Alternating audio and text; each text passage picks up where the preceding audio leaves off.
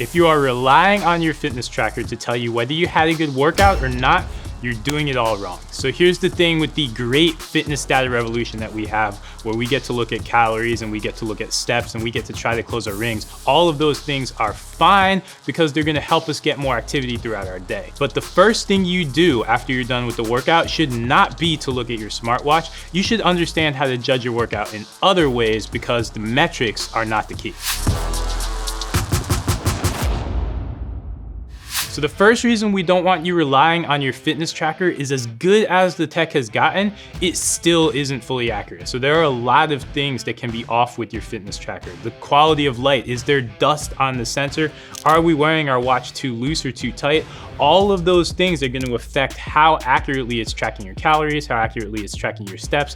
And when those things are off, you're just not getting an accurate gauge anyway. So we want to use the number and keep it in mind, but we don't want to put too much stock on it, and we don't want to judge our workout that way. That leads us into point number 2, of which it leads to too much junk volume. One day we may do a strength workout and our caloric goal is not the highest, so we feel that we need to go and do more activity. And the next day we do more of a cardiovascular activity and our calorie burn's super high, right? So we have these different intensities and maybe they're all not hitting the same number or closing your goal for that day, but now it leads us to think, okay, we gotta do more. Even though the workout was strenuous and fatiguing, but now we think, okay, it didn't match to the calorie burn yesterday, so now I have to try and replicate or get to that next level or hit that goal again, which just isn't the case. The worst thing you can do is, after a workout, look at your tracker, see your 10 calories or 10 minutes or 10 anything short, and then drop into a set of burpees. You already trained, so we want you to avoid that. That's issue number 2.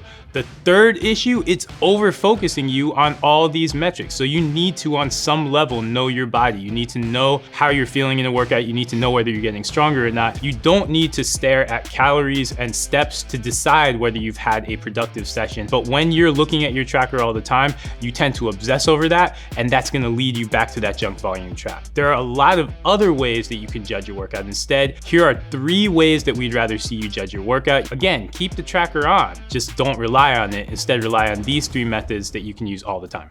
The first alternative would be asking yourself, do I feel stronger today? And this would be looking back at the progress maybe the week before or the week before that, tracking your numbers and understanding, okay, maybe the caloric output isn't there, but maybe we did lift 100 more pounds. Maybe we did add weight onto that bar. So these are some things we gotta look at to measure our goals versus the number on a watch or a tracker that is basically telling you that the intensity of what you did today met or didn't meet the goal that's set on the watch. The second way we want you to look at your workout, how do you feel the next morning? Now this one can be a little bit tricky, but what we want to do when we're doing a session is we don't want to feel completely beat up. So we don't need to do the extra set of burpees just to burn a couple more calories on our inaccurate tracker. Instead, we need to leave the gym, we need to get rested, and the goal of any workout, if it's a good workout, you're gonna feel it the next day, but at the same time, you won't feel beat up. So ask yourself the next morning, and this takes a little bit of patience, but you'll thank us for it. Do I feel like I worked something out?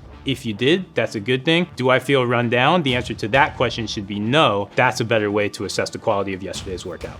And the final alternative is, did you finish the workout today? Did you finish all your sets, all your reps? Were you able to make it through the 30, 45-minute workout? Or did you have to stop early? Were you too sore, maybe too fatigued to push past where you were trying to get at the end of that workout? Exactly. No matter whether you're going to a group fitness class, whether you're downloading a workout, whether you're doing a workout that you got from a trainer, or whether you're doing a workout from Men's Health, which is where you should be, those workouts are specifically programmed. If you hit your reps, if you hit your sets, if you didn't need to take too big of a rest period in there and you got all that work done, then on some level, you've done all the fitness that you need, and you don't need to throw in some extra set of burpees just to wind up getting your steps or just to wind up getting your calories. In the end, all of this fitness data can make you stronger in the long run as long as you use it correctly, and it's a really, really good way to, as Matt said at the start, stay accountable and understand the effort you're putting in throughout the day. The only thing you shouldn't do is use it to judge your workout, so don't use it to judge your workout. Stick to our 3 methods and you will feel stronger and better in the long term.